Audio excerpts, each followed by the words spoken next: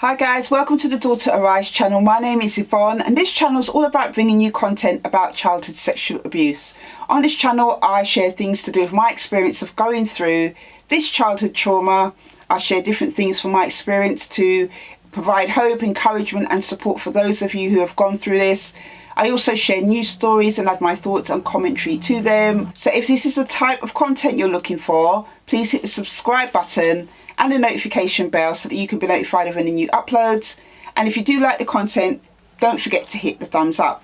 So today guys, I'm coming to you with a new story that came up on my Daughter Arise Twitter feed, and it is about a TED speaker who argues that paedophilia should be accepted as an unchangeable sexual orientation. I tried to find this video because, as I said, it came up on my newsfeed and it has been removed from YouTube because apparently it received so much backlash and so much criticism.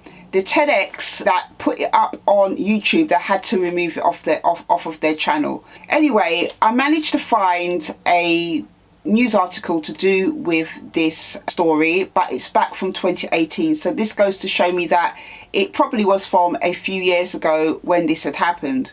But I'm going to share this story and just share some of my thoughts on it. A TEDx speaker has argued that paedophilia should be accepted as an unchangeable sexual orientation. Marjam, I think that's how you pronounce her name, presented her talk, Paedophilia is a Natural Sexual Orientation, at the University of Würzburg in Germany. And she said that paedophilia is like any other sexual orientation. According to current research, paedophilia is an unchangeable sexual orientation, just like, for example, heterosexuality. No one chooses to be a paedophile, no one can cease being one, she argued. The difference between paedophilia and other sexual orientations is that living out this orientation would be a disaster. While Heen clarified her comments by saying that abusing children is wrong without any doubt, she said that a paedophile who doesn't abuse children has done nothing wrong. She also said that accepting paedophiles and encouraging them not to pursue their desires will help end their suffering. She said we shouldn't increase their suffering by excluding them or blaming them or mocking them, she said. By doing that, we increase their isolation and we increase their chance of child sexual abuse. She said we should accept paedophiles and people who have not chosen their sexuality, who, like most of us, will never be able to live it out freely. Most of us feel discomfort when we think about paedophiles, but just like paedophiles, we are not responsible for our feelings. We do not choose them, but we are responsible for our actions. It then goes on to say about the backlash that it received from various different communities. As part of this article, they also, shared the thoughts of a psychologist and therapist, Dr. Linda Mantle, and she said she disagreed with the presentation.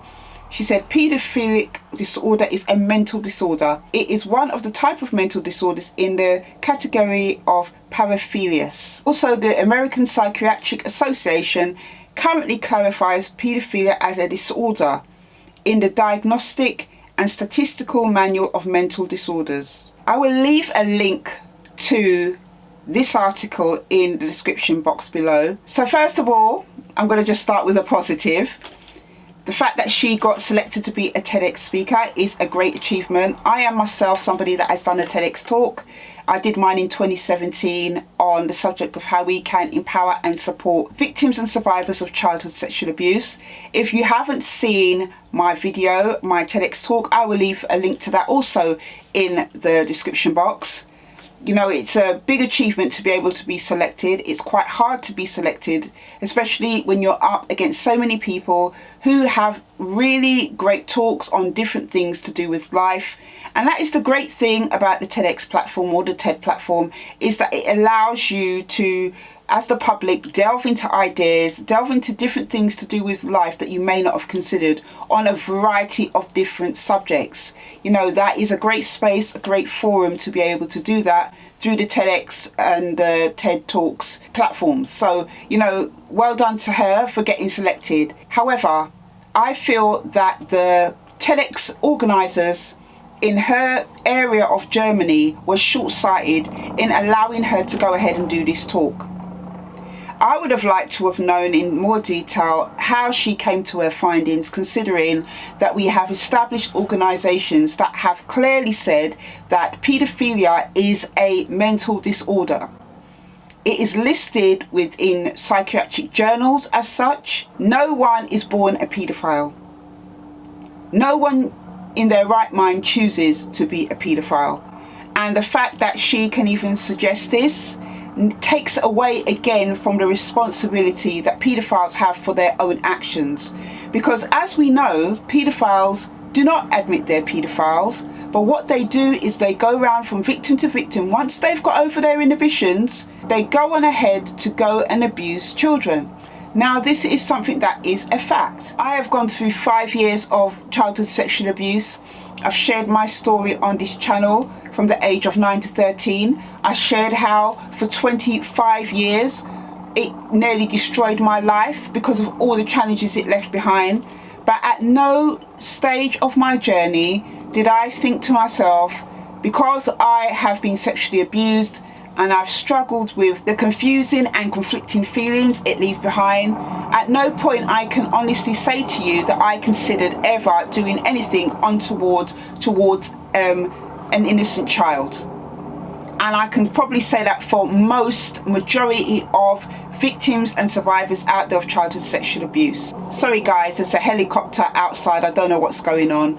But one of the things I consider to be breathtaking about what she's actually shared, according to this article in the Metro, is that she can say that having this sexual orientation, where if you're a heterosexual, nothing will happen to you for being a heterosexual and living out, you know, your feelings, you know, for a paedophile, you know, they can't do that. And then in another breath she says, you know, abusing children is wrong without a doubt. She sounds confused to me, because you can't say that on one hand and then say on the other hand that abusing children is wrong. The whole term paedophile applies to those who sexually abuse children. She then goes on to say that we should accept paedophiles and encourage them not to pursue their desires, to help end their suffering. And I'm just going to say right here that she's talking rubbish. She doesn't know what she's talking about. This is somebody obviously who has never gone through sexual abuse and has decided to speak on something she has absolutely no idea about. It doesn't work that way with paedophiles. I would like to know how many paedophiles has she actually spoke to. Because from my recollection, in doing all my work over all these years, in all the articles that I've read, in speaking to different people, paedophiles don't just come out and say that they're paedophiles. They don't admit that to anybody. And you can't encourage a paedophile to stop. How many paedophiles has that worked for? That's what I would like to ask her. How many paedophiles, and where is this research that says just telling them, you know, that you can stop and encouraging them not to do it will work? She sounds to me like somebody who's making excuses for paedophiles. I don't believe that she did adequate research before she presented her talk to the organisers, because if she spoke to people like the psychologists and therapists, or accessed, you know, people who worked with people who have paedophilic desires, then she would have probably been better informed before she did this talk. Paedophiles are manipulative, they are destructive, they're secretive. Instead of saying that, you know, it increases their isolation, paedophiles increase their victims' isolation. They try and buy the victim's silence, or threaten them, or say things to them to make them not speak out, because for them it's important to do that so that they can have access to the victim and continue to have access to the victim so that they can act out their sick desires. Yes, you know, if they're a paedophile and they don't act on it, you know, obviously that's their feelings, but they should go and get help for their feelings, because if they don't get help for their feelings, sooner or later they will put themselves in positions where they have access to children and, you know, go ahead and sexually abuse them. And I did a video on a masked paedophile called Mouse, I will leave a link to it here, who called himself a virtuous paedophile but was anything but virtuous, because he, even though he had said that he had never done anything to children, he was putting himself in situations like volunteering in nurseries to be around children and saying he found them sexually attractive. Didn't engage in therapy, didn't want to engage in therapy, refused to do the hard work. So it will only be a matter of time, God forbid, I hope it isn't, that he is going to, if he hasn't already, sexually abused the child. I think she should try and speak to the victims, actually, of paedophiles, and sit with her argument and say, well, you know, all they need is a little bit of TLC, love and understanding, you know, to get past their feelings. It doesn't work like that. It's a mental disorder and they need treatment and they need help. That's it, guys. I just wanted to share that story with you. As I mentioned, I will leave it in the description box below. I will also leave my TEDx talk in the description box below. Until the next video, take care.